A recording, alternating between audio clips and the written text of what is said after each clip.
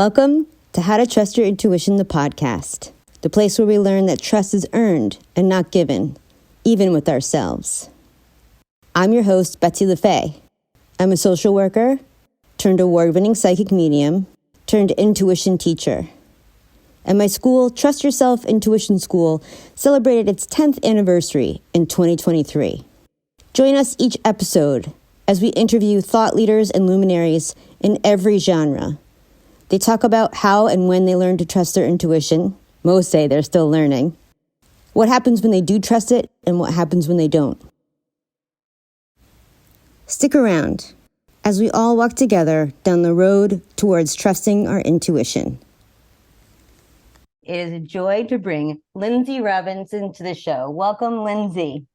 Oh my gosh, I'm so excited to be here and talk about whatever our inspiration wants us to talk about. This is going to be so great. Thanks for having me. Yes, I'm so glad you're here. I would love to talk about first you. So could you let the audience know who you are? And specifically, I would say like what your gift is that you can help them with. Ooh, okay. My gift. So I am a certified hypnotherapist and intuitive guide, and I've really started to kind of lean into my intuitive side in the past, I don't know, year and a half, maybe 2 years. I find myself during sessions and during my podcast kind of just like, I'm sure you do this, but like spouting wisdom, and you're like, where did that come from? Holy crap, that was awesome. So I know that we're all capable of this, and I know that it happens a lot to me in session. You know, I'll pull the perfect cards for people, or I'll say something that they really needed to hear that I shouldn't know about. Yeah. And so I just started kind of owning it. And you know, it's been great. So I help people really to I think the best way to describe it would be to rewire their minds in a way that fits who they are and who they want to be versus who they were. So the short way to say that is our whole lives we're picking up information. Our whole lives we're storing information based on our experiences and our feelings about those experiences. And some of that stuff, while valid at the time, can get outgrown on a subconscious level, but still active. So we're still running off of these old programs that used to work when we were over there, but now we're here and they don't work, but we don't know how to uninstall the software. So I really just help you kind of go into that part of you and decide what is no longer serving you and replace it with those beliefs, those thought patterns, those bits of, I guess, information that do serve you and that do get you where you're going versus where you were. If that makes sense. No, absolutely. Yes. Yes, it makes very good sense. I love to give credit where credit is due. And in the beginning of your share, you said I'm an intuitive hypnotherapist, and I can just walking people through being in any profession, hypnotherapy, esthetician, home decorator, okay, yeah. Whatever it may be. When you're starting to realize you're having these intuitive hits or whatever you want to call them, then you're in exploration. But as you said, there was a certain point and you're like, it's been a year and a half or 2 years. It's been to a point where now I'm starting to own it. That is very good for you. And I'm not minimizing it. I'm like, yes. And I feel like it's essential for the people you're serving. And when I say own it, I specifically mean saying out loud, especially to the person that you're serving, I am an intuitive, and then have your profession, because any other way I could go on for a long time, and I won't talk about it in my course about the ethics of it, but like either you're using your intuition or not, and the person deserves to know it. So that's amazing. Thank you for walking that fine and beautiful ethical line. And this is a perfect place to talk about it. I mean, it's called Trust Yourself. So we got it's no better place to talk about trusting yourself than here. So this is like a little bit of a specific question, and I know it'll be like, well, it's different in every session, but like, I think I don't remember what I had hypnotherapy for, which is a little bit odd, I must say, but I had it for something. At one Then point, I know what it is. I've gone through it. And of course, I give readings, and so readings are me just complete, just and it's like Niagara Falls, right? With like yeah. the intuitive, it's just. Psh. So you're doing the hypnotherapy, you're relaxing the person, you're going into the place where you've already decided together when they're conscious, right? This is what we're looking to, shift, and you're in there. And there may be an intuitive hit of something that you didn't know. Now, in this, like, let's just use an example so we can orient, right? Like somebody wants to, it's smoking cessation, right? Tobacco, right? So you've done your thing before, your pre-hypnosis work. You're in the hypnosis, and even though they didn't share anything with you, like you get what on them to bring into the hypnosis? Like, what does that look like? How does that Well, increase? it really it really is different, Yeah, honestly, I with knew that was everyone. the answer. But there was I do have one example, and it was actually a phone conversation, and it was actually it was one of the most amazing, for both of us, amazing experiences that I did not know was even a thing. But anyway, she was telling me about her journey, her experiences, her challenges, and what she's going through. And when I'm emotionally connected to somebody, that's when it happens. And I think it's different for every intuitive, every medium, psychic, whoever you are. You connect in different ways. I find that I really do connect emotionally. I basically plug in to them, and I don't know that I'm doing it. And now I've become more intentional with it, and I know what it feels like. But at the time, I didn't. And I can't remember specifics, but this is kind of the kicker. Is she was telling me about her experiences, and I'm giving her guidance. She's not even a client yet, but this was like a consult call, and she's like, "Oh my gosh, you have no idea." And I said a metaphor about like a frog on a lily pad or something that was like, I use metaphors a lot because my Mhm. brain just communicates in that way. And she goes, "Hold on, stop." She goes, "I am currently parked in my driveway, and right in front of me is a statue figure of a frog on a lily pad." And I'm like, "You're not, no, it isn't." She's like, "Yes." And I'm like, "Oh my God." So I found that most of the time my intuition comes through as like a metaphor, like an example, for example. And they're like, "You have no idea how spot on that is."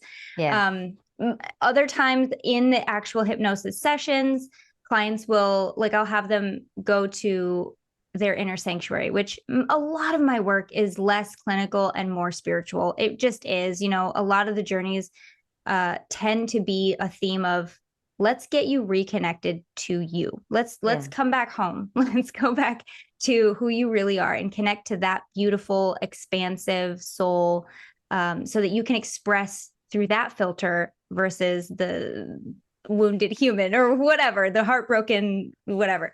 The worthy person, the person that has it all. Let's embrace more of that. So a lot of my work is spiritual. Anyway, taking them to the inner sanctuary or meeting their spirit guide or the higher version of themselves, and they'll see something in hypnosis. And a lot of my sessions are spoken, so we'll be communicating throughout, but some of them are silent. And whether it's spoken or silent, I'll get visuals of what I'm describing or what I'm like doing with them in the hypnosis, and then they'll come out and we talk about it, and they tell me what they saw, and I'm like, "Wait, I saw that too." And that is what we call a metaphysical connection. When you are in that space with someone, you do tend to have this information kind of going back and forth, whether you know what's happening or not. If you are open to it, it's likely, yeah, it's definitely a thing. So that's how it shows up mostly. And then of course the oracle readings, the tarot readings that I do for people are like my jaw's on the floor almost every time with these cards. And it's quite amazing when you kind of start to embrace it. Yeah, absolutely. That's beautiful. That's really beautiful. Thank you for sharing that. So now imagine you're with your client and your client is describing the same thing, right? Mm, You're like the same uncanny experience. yeah. But imagine being in a room with 10 people and 5 of the others are like, Yep. me too. Yep. that happened to me. I mean, I wasn't conducting. I was actually a student. We were doing hypnotherapy, and I was practicing the journey before I did it with clients, and we had the teacher doing it with us. And like 5 of the people in the class were like, "Wait, that was my experience. Wait, what?" And the teacher just chuckled. She's like, "Yeah, that happens." Yep. And That's it's great that you incredible. mentioned that, because that's what happens in my intuition school. Yeah. Yeah. So that's one of the beauties of group learning. And it is Mhm. one of the, I mean, that's how we learn a language. I know Mhm. hypnosis is very specific language as Yeah. well. So you were talking a little bit about learning to trust your intuition. So the first question, of course, is when and how did you learn to trust your intuition? So where did that start for you? Oh, geez. I mean, I think there are certain people on the planet that would describe themselves as like, my husband would definitely describe himself, and I would too, to an extent, of like just kind of always falling into the right thing without even like, oh, I just ended up at the perfect job, or it just, it just happened. I don't know. Mhm. But if you really think about it, every one of those situations, you had to make a decision at some point. And whether you Yeah. acknowledge or not that it was your intuition, I truly believe that if you find yourself in the right place at the right time, there was a decision that you made to get yourself there. So if I could go a little bit into kind of how I became a hypnotherapist, I think that would be a great example. So whenever somebody asks me like, well, what's your journey? Usually on a podcast, I like to start off by saying I was a very weird child. I was always in the cemeteries trying to guess how people died and touching them, and like the headstones, not the dead people, but touching the gravestones, and like just I loved the peacefulness of the cemetery. I just loved it. The sun coming through the trees, and the silence, and the grass was Beautiful. so green. And we have in my hometown where I grew up, we have a very old cemetery. So old for the United States, like 1800s, but it's old enough to be beautiful. And so I just loved always being there. And I always was super fascinated by what makes us us. And as a kid, I translated that to like, ooh, let's study ghosts and be a ghost chaser and like all that sort of thing. And then I kind of grew up and decided that instead of that, I'm instead going to be a CSI, like CSI Las Vegas. And I'm going to be a forensic psychologist. I want to know why people kill people, like what makes their brain so different to want to do that. I had all the encyclopedia of serial killers. And that was like my first roommate in LA really thought I was going to murder her because I had these books. What age was that about? I was like, well, I moved to LA at 20 and I was studying this in college at like 18, 19. So like just out of high school. But anyway, so that didn't last very long. I realized very quickly before I moved to LA, I realized I'm not really cut out for the death stuff. Like it's great. I'm so happy there are people on earth that can do it so that I don't have to. Yeah. And I can do this. Yeah, it's not something I would do for work. But anyway, so I around 18, 19, when I was studying this, and I realized I didn't want to do it, but I was like, what do I want to do? I got to study something and go to college. My sister gave me this book called Journey of Souls by Michael Newton. Do I have it here? I don't think I have it here, but it's changed my entire life. He's basically a hypnotherapist who takes his clients through the process of choosing your next life. If you're open to reincarnation, you got to read this book. It's the life between life phase. So you just die your last life, you go to the spirit realm, the other, the real world, and choose your next life and the body that you're going to have and the family and the experiences and the lessons and all the things. Changed my life, and something happened in me that told me I got to go to California. I was in Michigan, grew up there, got to go to California. My whole family was like, what are you talking about? In my head, I'm like, I'm going to go to the Michael Newton Institute. I'm going to study hypnotherapy, and I'm going to just do this. This is what I want to do. It didn't make sense to anyone. Nobody ever left. Nobody leaves where I grew up. They just, Right. It's not a thing. So I was like, it's fine. It's fine. I'm going to go. I'm 20 years old. I'm going to go by myself. I'm going to figure it out. I'm going to go to LA. So I went to LA and ended up getting a job at Starbucks and a roommate and all these things. I think looking back fully, that was my intuition, but that's not actually the example that I was thinking of. But so anyway, I got to the hubbub of things. I started working and, paying the bills and all that sort of thing, and forgot about it until about 2011.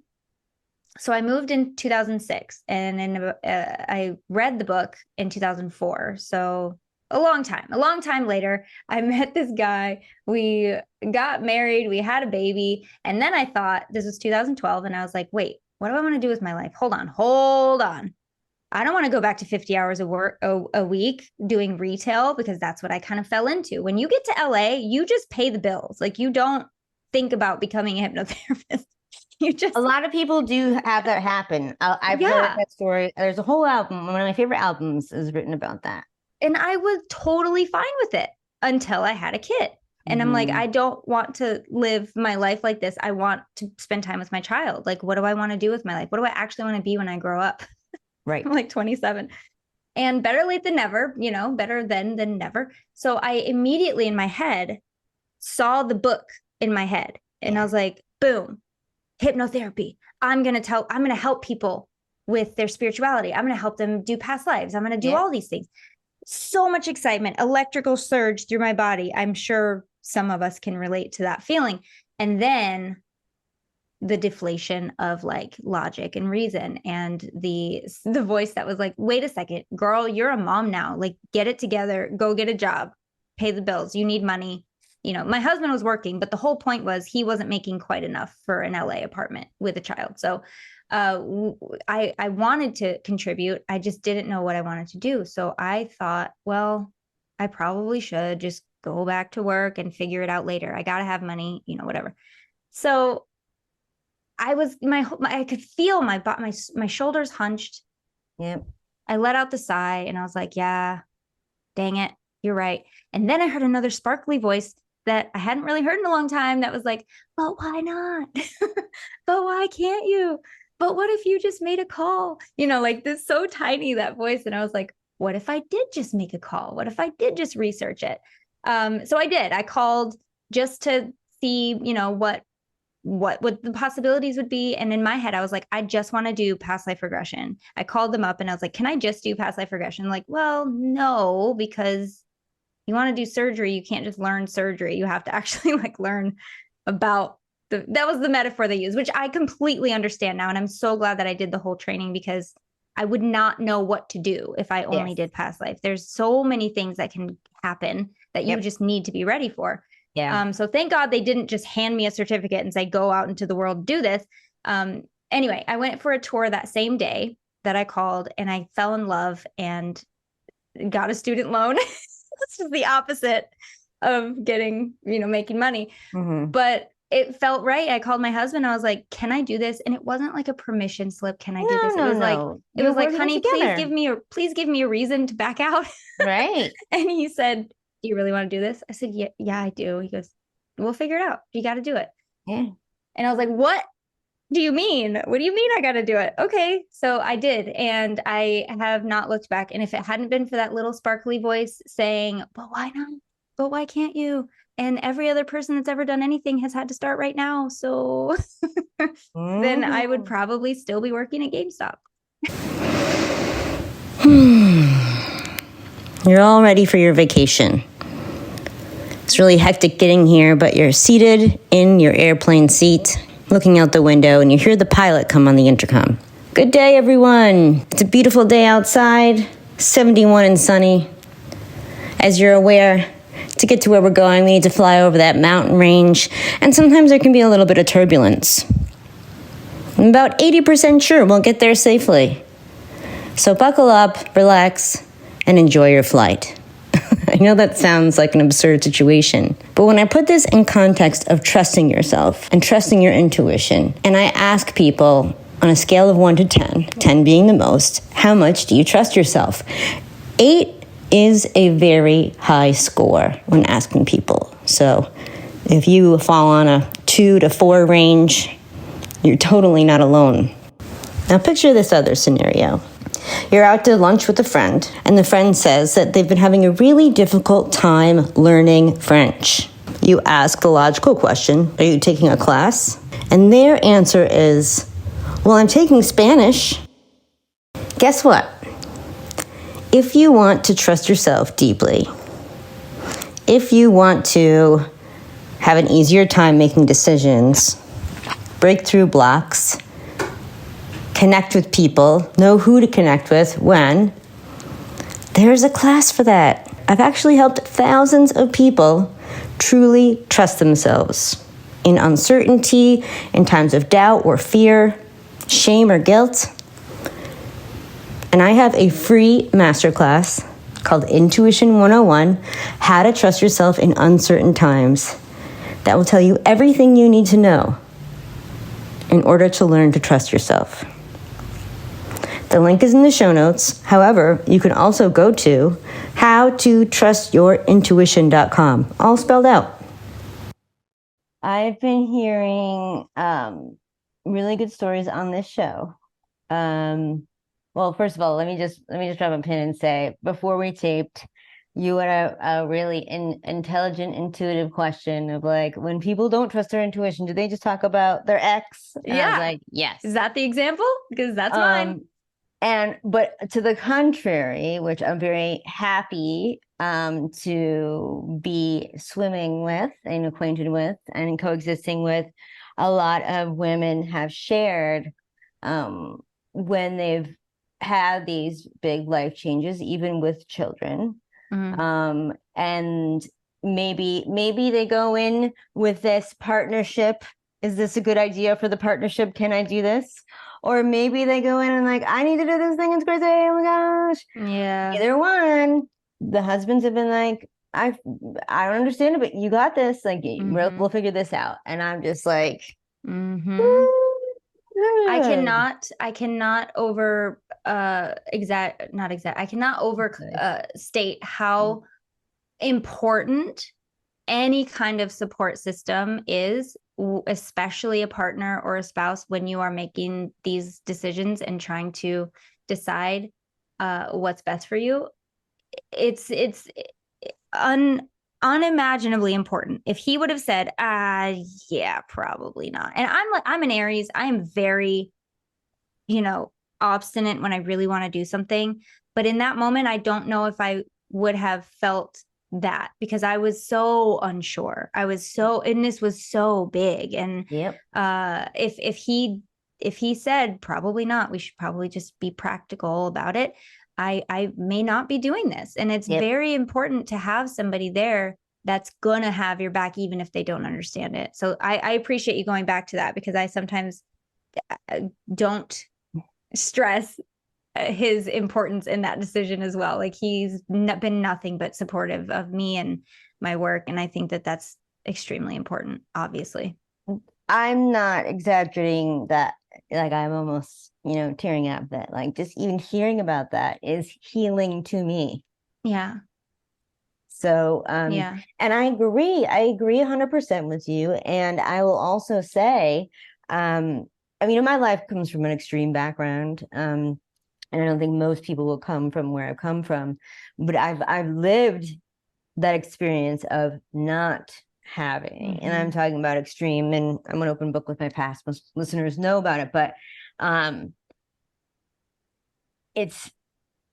don't think that if I had been teaching how to trust your intuition for 15 years and been a spiritual seeker and meditator every day for longer, that I would have survived going through a place in my life where I had zero support, like actual survival. So, and I'm in my body was like, you're dying. So I agree with you. And for me personally, it doesn't always have to come to a silver lining, of course. But in this case, having been like 2 years since that massive reset, so I'll say gently, now I am surrounded by people who are in healthy relationships, people who do show up for me when I need them, people who do check in on me. And so I'm just putting it out there, because there are always the people who are like, I literally have no one who would support my continuing education or whatever. And it's like, it's not impossible, but it is hella hard. But that's another reason why, I teach, right? Because not a lot of people the majority of people on the planet are not going to support these big, intuitive, non-logical hits. Yeah. And sometimes listening to the right podcast can give you the boost you need. Sometimes joining the right Facebook group and just hearing people echoing cheers for you that they don't know you, but they're so excited because they recognize the importance of having somebody support you and have your back when it comes to your authentic self-expression. Like, this is me. I didn't know that this is me. I didn't know that I was made to be a hypnotherapist, but that's who I am. And I cannot imagine doing anything else. The fact that I am on my path is undeniable to me. And I am very aware that there are people that don't know their path or don't feel that they have permission to explore what that path is. So again, I say sometimes listening to the right podcast episode, sometimes joining a group of people that feel what you're feeling and have been where you are is just incredible for your own esteem and moving forward with it if you want to, you know? Agreed. Do you have a time where your intuition told you to do something, but you didn't listen? Yes. What if I said no? I literally You'd be like, get off this show. I literally said that. I was like, what if she did say no? Like, what would I do? And my, because you answer in your head really quick. It was like, before you even said it, I was like, yeah, I wouldn't have the ovaries to do this, I'd say. But like, in my head, my split reaction was like, well, then you're not human. Okay, bye. Yeah. Oh, I would. I'd be like, yes, you do. Yes, you do. We all do. I was on a podcast where I was on a podcast with two amazing therapists that, and I was talking about hypnosis and limiting beliefs, and both of them, at least one of them, I think both of them were like, yeah, I don't know. I don't think we have any limiting beliefs. No. Until I was like, a lot of people would describe limiting belief as this. This is actually what limiting beliefs are. And I went into like what limiting beliefs are. And at the end of what I was saying, they're like, oh my gosh, we both have limiting beliefs. Okay. And I was like, it's okay. We all do. We all do, because nobody is 100% a clean slate. We can try, but nobody's work is ever done. So we always have here's a terrible joke. You know who doesn't have limiting beliefs? Narcissists. Well, their limiting belief is that they're the best person in the world. That is a limit for sure. Terrible joke. That is a limit for sure. They are a limiting belief. That's what I'll say. Yeah, they're a walking embodiment. Okay. Yeah. So the time I did not listen to my intuition, and funnily enough, I don't know if I would describe him as a narcissist, but I will not name names on the off chance that somebody, a friend of a friend, is listening. But I was in a relationship for a significant amount of time where at some point I realized subconsciously in my body that it wasn't right. And I just remember every single night I would be at his house. We would just always hang out, and it was always at his house. It was never at my house. And friends pointed that out to me, but you don't really pay attention. I would find myself in his bathroom crying on the side of the tub, sobbing every single night. And then I would collect myself, go back out and enjoy the rest of the night. But like, I think back and I'm like, how did I reconcile that emotion, that reaction, and stay? How did I do that? You know what I mean? Like, my intuition was screaming at my body was screaming at me. My conscious mind was telling me, like, it was so profound that there was not a piece of me that didn't know. Right. And I still just cried it out and just went right back to this relationship. Anyway, well, I would say that was like a repetitive me denying what I knew to be true for a while. Luckily I was the one to end it in the end, which I know is petty, but it's one of those things that I carry that I'm like, yep, I did it. It took me a minute, but I did it. I ended up doing it anyway. So I think that relationships are probably one of the biggest blind spots that we have as human beings, because we crave love and connection, and even a toxic connection is still a connection sometimes, which is why it is so important to, they say love yourself first, but when you can do that, it's like your radar for bull. Can I say it? Bull. Your radar for what? BS. Can I say? Oh yeah, you can swear. Mm-hmm. You got to do it first, or I don't feel right. Bullshit. Thank you. Your radar for Fucking the bullshit goes skyrockets, and you're just on, you don't have time for nonsense when you can have your own back. But I know that at the time I would have said, oh yeah, I'm totally confident. I got my own back, but I was freaking 22, dyed my hair, wore way too much makeup, all for this guy that was like, you'd look a lot better if you had blonde hair. Right. And I freaking did it. Like, what? Right. Anyway, did I mention we're not ever done? We all have work to do. So, well, it's funny because you basically dovetail it to what I was just about to say. It's such a funny parallel, even metaphor, with the two. Was it therapists or with the limiting? On the podcast? Yeah, because it's like lovely podcast, lovely people. But that was just a kind of it made me chuckle. Explained what it was, and even like probably in a way that connected to the body, like really integrated it. Then they're like, oh my gosh, and it's like, for me, same age. And I would say I don't even know, even until very recently, right? Like, I was like, what? And it's like, people didn't explain it. And you know this, I'm just, these things, we're just chatting for the sake of it. But like, it was literally 3 months ago, I had someone on the podcast, and I literally rewired my nervous system from anxious to secure. I call it working secure because I'm still working on it, but it presented secure. And she says, I didn't realize that heart palpitation when I meet someone is not attraction. It's my body telling me I'm allergic to that person. I am 43 years old, and I was 43 years old when I was like, oh my goodness. You are right. And so it's like, I won't now, once you know. And so nobody told me that before. And I've had a degree in psychology and intuitive and a relationship coach for so long. It's just like, so it's amazing. And again, I think I'll say it this time. That's why sometimes just the right podcast or episode or whatever, because that's what we're talking about when you have the knowledge. And also, there was one other thing I wanted to say about that, with the toxic relationships. Again, not assuming you don't know this, but one of the reasons why anyone would stay, no matter what their situation is because of that amazing, pesky, fucking terrible intermittent reinforcement. Yes. Is the most addicting pattern for any human. So chances are he was employing a lot of that, where like every now and then you'd get, it's the slot machine, right?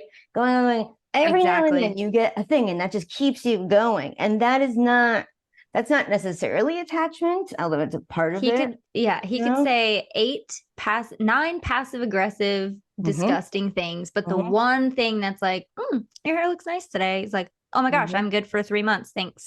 Like, why? Yes Oh so my goodness. It's just laughable now, but it's so addictive though. That's something, again, I learned within the past year, and it's something to pay attention to with every relationship. Bosses,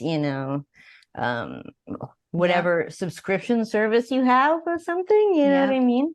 Anyways, this is really, really cool. And I did want to ask you about the limiting belief, right? So you're talking about empowering women, of course, and hypnotherapy. And I know there's like a gamut of things, but like, what is one you'd like to highlight before we go today? I just like to think, it's not necessarily finger on the pulse, but what's juicy, what hits you? This is one that I think we'll never miss. When I graduated with a BA in psychology in 2002, attachment work was only applied to children. Now, in 2023, it seems to be all the rage for a reason. Because knowing your attachment type, there are 3 main types: avoidant, anxious, and secure, really changes your life. And if you listen to the podcast where I talked about how I lost $100,000 from a spiritual, quote unquote, spiritual coach, the silver lining to that experience was me discovering the root of a lot of my issues. I was anxiously attached. I had anxious attachment. At the very end of that terrible, terrible situation, yes, it was traumatic, I came across Maya Diamond's work. And it was working through her program that literally rewired my brain from anxious to secure.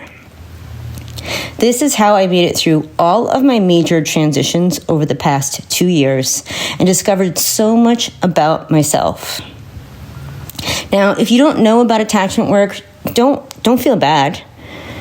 Here's a typical situation, in fact, the most common situation that happens with these attachment styles. Person A and person B are in a relationship. They care about one another. Person A reaches out to person B, doesn't hear back right away. So then maybe sends another text or another gesture, which further pushes person B away. Both people get resentful, and eventually they might break up. I was in that situation more often than I'd like to remember. I married the wrong person, I had toxic family relationships, and had no idea until I took Maya's program. So, the link for a free consultation is in the show notes, and I'm so happy to offer it all the podcast listeners. If you sign up for her program, you will get a free session worth $500 with Maya Diamond herself, one-on-one. That's just for How to Trust Your Intuition podcast listeners. And that is the limiting belief that, well, I don't even know how to put this. The way that we talk to ourselves, the way that we talk about ourselves is one of the most limiting or expansive things you can do for yourself. So that voice that told me, you probably should get a job, wasn't a criticism, but it was limiting, was it not? Because if I did listen, I would have completely stayed safe and stayed probably mediocre and unsatisfied and unfulfilled. But a limiting belief is really just anything that's in your subconscious that limits you. Because the only job of your subconscious is to keep you alive and safe, whatever the definition of safe is that it learned based on your experiences. So fulfilled, happy, satisfied, expanded, abundant, these are all things that you can decide to teach your subconscious is safe, but it ain't default. That's not manufacture. That's something you add on later. But you do have every option, every choice to do that. And one of the ways is your self-talk. If you are saying to yourself 17 times a day, I'm so whatever, fill in the blank, I can't even pretend to do it. Because by the way, your subconscious does not know fact from fiction. It doesn't know if you're joking. It doesn't know if you're just giving an example. If I said, I'm so fill in the blank, it would take it in. So I'm not doing it. Cancel, cancel, cancel. Right. Do you understand? Yes. So, but we all have those things. And I'm sure, no, I don't know that I do. I honestly don't think I do, because I think it would just feel so wrong to me at this point. But we all have those things that we say to ourselves that aren't helpful. Maybe they don't feel bad because we become so numb to it that it doesn't really get a reaction out of us anymore. But we know that the energy attached to it is not good. It's gunky. It's it's stale. It's stagnant. It's gross. It's not expansive. It's contracting. So when you have those kinds of thoughts, and again, if you're human, you probably do. Yeah. It's not about being perfect. It's about observing what you're saying, observing your thoughts, observing how you speak to yourself. Because when you can do that, you can then start to shift it. And when you can start to shift it, oh my God, holy crap, does stuff start to just blast open. The world will bow to you. if you can have your inner language right and on point, if you can have your own back, you can start to trust yourself in that way and know that I'm not all these things. I'm extremely smart. I am extremely successful. I want to believe that my goals are being attracted to me just as much as I'm attracting them. Like it's a mutual attraction. And whether or not you can believe that you're smart or beautiful or abundant or capable yet, you can still say, I would love to believe that I'm capable. I would love to believe that my goals are coming to me. That's all you have to do to start. That really is all you have to do, and anyone can do it. So I would say the most potent one, the most common one, the one that really never misses is just observe your self-talk and start to employ what you'd like to believe, or at least just a better feeling thought. Yep. That's it. I mean, I wish it were more complicated. That's all you have to do. Yeah. Yep. I choose the same thing. Definitely the same thing, especially with like the get to just a slightly better thing. I'm working towards believing that I am beautiful, you know, like that's better than before. And what was the other one? Oh yeah, the awareness part. So my school turned 10 this year, and it's called Trust Yourself Intuition School. But its former name was it was called Trust Yourself Intuitive Development Through Awareness. Yeah. That's what you were just talking about. And that is, you just described why it's called that, because that's the practice. Yep. Yeah. And I know it's hard to say, like, well, if it's subconscious, how can I be aware of it? But I promise you, simply by me saying, you'll start to notice, you will start to notice. That's just how it works. I say, don't think about an elephant. Don't you dare. Right. Simply by me saying, you know, just have more awareness of your self-talk, you're going to start having more awareness. There was one more thing I wanted to say. Oh, well, kind of jumping off the self-talk thing, if I could talk about affirmations real quick. I love what you said. I know a lot of people will kind of throw affirmations out because saying I am rich 75 million times a day, it just isn't working for them. But here's the thing. Your mind doesn't take in that way. If you're somebody that doesn't like the words like I am abundant, I am rich, I'm a soulmate to someone, whatever. If you can't believe these things right now, there's no amount of saying it that's going to make you believe it, because you're saying it consciously. What you should do, if you have that kind of brain, which I do too, I can't say I am affirmations. I just cannot. I say I am open to, I'm willing to, every day, more and more, I am becoming.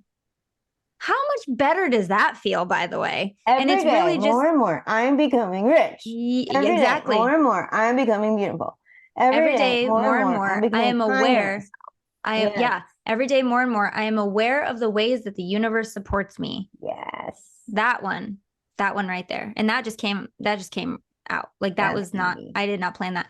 But we all have, like, there's two main types of information receptivity, if you will. Like, of course, we're all a mixture of both. There's nobody that's 100%. There's variations, whatever. But the two basic types at the end of the day are the literal person and the inferential person. The analytical person, which has to read between the lines, which has to find the deeper meaning, which has to ask you why, what, how, when, tell me everything. And then there's the literal person that's like, just tell me what to do. I don't care. The literal person is the one that can say, I am rich, and believe it, because that's all. They don't need a lot of the bells and whistles. But with the inferential / analytical, they're the overthinkers. They're the ones that have probably had parents who didn't match actions. We do. I need to know how it works. I need to know how it works. I need to know why. I need all the information. If you, like, in a session, let's say I have an analytical client. If I were to say to them, you are relaxing, which one of the biggest things I learned the first day in hypnotherapy school is, like, not everybody can be hypnotized the same way. And still you have people say they can't be hypnotized because the person working with them does not know this very basic thing, which is, like, people take in information differently. Right. Anyway, back to it. So the literal person can take that. Relax is a good word for a literal person. You know what's a good word for an analytical? Comfort. They want to feel comfort. If I say, allow more comfort to flow into the legs, feet, that's way better than saying, hey, your legs are heavy now. Yes.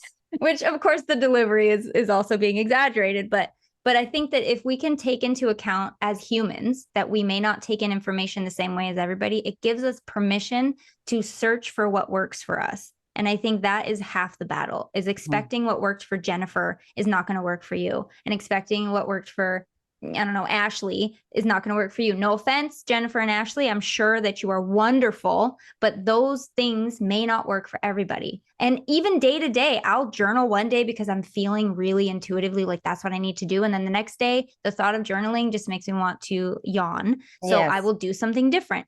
Give yourself permission to try stuff and give yourself permission to change it. Yep. You'll be so much happier, I promise you. I 100% agree. I do. Yeah.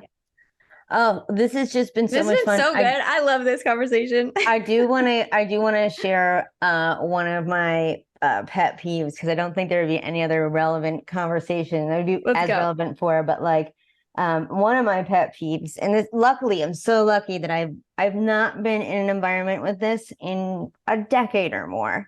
But you're in like some kind of group meditation and it's the beginning of it, and they're like, okay, so you're closing your eyes and you're beginning to relax, and like, let go of the day.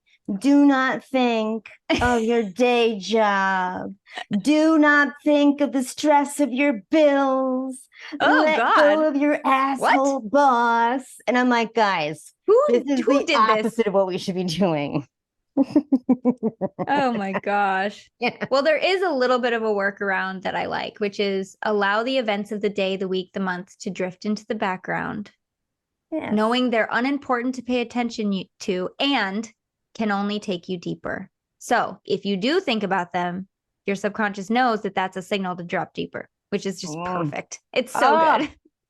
Yeah. I love those things. Yeah, That's like a maximum win. That's complete redonk. Don't think about your boss. Don't think about the crappy relationships that you're in. Don't think about You're like, what? let go. And like, never ever was I in that place that I ever had any of those things in my mind. Ever. Exactly. So now all of a sudden I have 50 pink elephants with me that I didn't have before. Oh, and now I got to no. relax my knee. Thanks. Yeah. Yeah. That is very interesting. No, that's not great. You don't want that. No. I have a feeling they did not go to the school and get the degree that you did. I would be very surprised if they did. And by the way, in case anyone's wondering, I did not end up going to the Michael Newton Institute. It was like Northern California, and I ended up being dropped divinely in Southern California, where I met my husband. So It was fine. I did need to go to California, but it wasn't for the reason I thought. It was because my family was waiting for me there. Yay. Which is kind of cute. I know. My family was waiting for me too. My cat. Your cat. Yes. She's a California Well, my cats kitty. were waiting for me in Nevada, which is where I am now. We got them from the Humane Society. They're wonderful. Yay. Well, how can people find out more about you, follow you, and perhaps maybe even work with you? Yeah. So I have quite a few things. I hope that it's spoken in English, but I have a membership for those that maybe want to kind of, I call it dip your toes into the work and see what hypnotherapy can do for you and see how it goes for you. That's all of it's on my website, lynnseyrobinson.com, but the membership is called Align Your Mind membership, which is basically a treasure trove of all of my hypnosis audios that I've digitally created. There's bonus content, which is in the form of like card pulls. I have EFT sessions. I have DIY like manifesting practices. That sort of thing. It's a ton of stuff over there. So if you want to try it out, you can go to lynnseyrobinson.com. I also see clients one-to-one personal sessions. The difference mainly is that with the audios and the membership, I have to create them for all types of subconscious language. So it may not work as potently as maybe a one-on-one session where I get to know you as a human and your journey and your struggles and your wording and your phrasing and your metaphors and symbology that you use, so that it can be deep work and very good work. So that's kind of the main difference. I do have client openings this month and October. September, I'm taking a trip to Scotland, so I'm so excited. But August, October, if you're ready to deep dive into your subconscious and really kind of clean it out, to reflect who you actually are. And then I have a podcast every week called High Vibe in It, which I co-host with my friend Kelsey Aida, and we talk about all things manifesting, mindset, creating your life, intuition, spirituality. Really, really good. I hope I'm not forgetting anything. I think that's it. Instagram. I almost said Twitter. That's not even called Twitter anymore. Did you hear about this? They changed Twitter. So It's called X. what? Oh, It's just interesting. X. It's the letter X. Like Anyway. as my ex-partner is everyone's Xing Twitter now. Sounds good to me. I mean, I do still have X. It's just Instagram, Facebook, TikTok, all the socials. It's just Lynnsey Robinson, Lynnsey. I'm sure you'll post it. And then, just my website. So you'll find me somehow. Just ask me your Yes. questions and we'll get connected and I'll point you in the right direction. And go check out our podcast. That's amazing. Thank you. Yeah, thanks That for was yours. being I here. love this. Yes, Yeah, this me has been so too. fun. How to Trust Your Intuition, the podcast, is written, produced, and created by me, your host, Betsy LaFay. Music provided by Ben Talmy. If you don't want to be like that pilot that is 80% sure you'll get to your next destination safely, and you want to take the right class to learn the right language, and guess what? Intuition is a language. Head over to howtotrustyourintuition.com. I hope this podcast has been helpful to you. If it has, please forward it to a friend who you think it could also make a difference for. There's something that you can do for me and everyone else who listens to this podcast as well. If you hit subscribe, you'll never miss another episode. It'll also help the show get to other people. And of course, I know you've heard other podcast hosts say this before, but it's totally true. If you leave us a 5-star rating and a review, it helps other people like you discover this podcast. We all need to learn to trust our intuition. So, hit subscribe, give us a 5-star review, and write a little blurb while you're there. Your intuition will thank you.